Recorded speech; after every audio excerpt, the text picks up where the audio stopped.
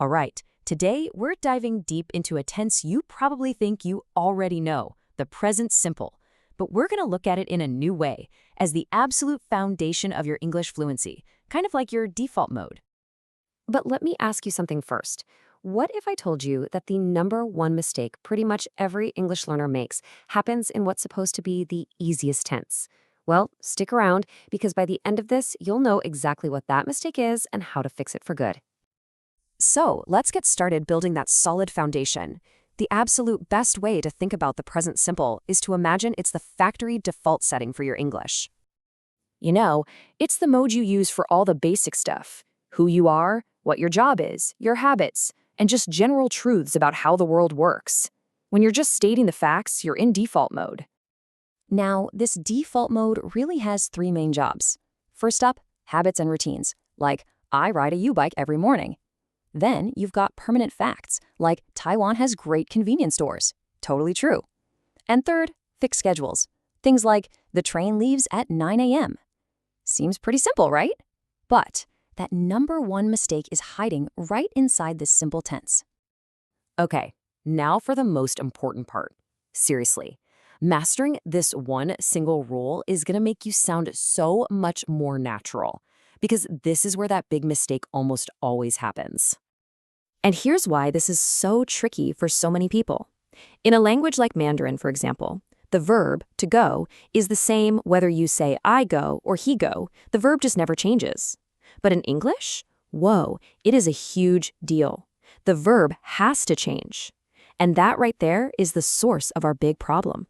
So here it is. We call it the golden rule. For I, you, we, and they, you just use the normal base verb. Easy. But for he, she, or it, that special third-person group, you absolutely must add an S to the verb. And please, please remember to actually say it. It's not she work, it's she works. That tiny little sound makes all the difference in the world. But wait, what happens when we need to ask a question or say no? You can't just throw the word not in there. Nope, you need to call for backup. It's time to summon your secret helpers. And here they are, do and does. The rule is pretty much the same as before. You use do and don't with I, you, we, and they. And does and doesn't are saved for that special group, he, she, and it. Now, for my absolute favorite part. This is a little trick to help you remember how does works that I think you're gonna love. I call it the vacuum cleaner effect. Trust me, once you see this, you'll never forget the rule. Okay, so check out this positive sentence. He likes stinky tofu. We've got our subject he, so of course the verb like gets that golden S. Easy enough, right? Now what if we want to make this negative? We bring in our secret helper for he, which, as we know, is doesn't. But watch very closely what happens next. And poof, the S on like is completely gone. Why did that happen? Well, think of doesn't like a tiny little vacuum cleaner. It already has an S in it, right? So it just sucks up the S from the main verb. And the main verb goes back to its normal, clean, base form.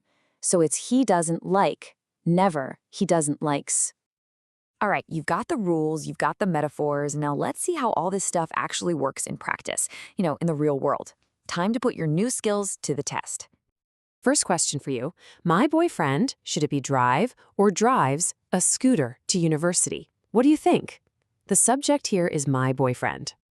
The answer is drives. Of course it is. Why? Because my boyfriend is really just another way of saying he. And what's our golden rule for he? Verb plus S. You got it. Okay, let's try one that's a little trickier. My boss doesn't know or doesn't knows how to use ChatGPT. Be careful with this one. And the correct answer is doesn't know. Why? Don't forget the vacuum cleaner. Doesn't already has that S, so it swoops in and sucks it right off the main verb, know. Easy when you remember the trick. All right, quiz time is over. Let's hear this in a real chat. Just imagine you're meeting someone new. We'll call him Sam. And he asks you a super common question. So, what do you do? So you might answer, I work as a graphic designer. I design logos. See? The subject is I, so the verbs work and design are just in their simple base form. No S needed. Then you keep going. I like the creativity. Again, base verb for I. But listen to what happens when you start talking about your boss. My boss gives me too much work. He never leaves. Boom, the S pops up on gives and leaves because my boss is he. Now, Sam asks a question about your boss. Does your boss go with you?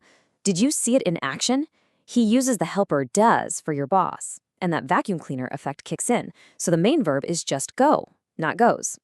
And you give your final answer a simple fact about him. He hates exercise. The subject is he, so the verb hate gets that all-important S. So there you have it. From the golden S rule to the vacuum cleaner effect, you've got the tools. The present simple isn't just some boring grammar tense, it's your default mode for telling people who you are and how you see the world. So my question to you is, what's one fact about your life using this default mode that you can share with someone today?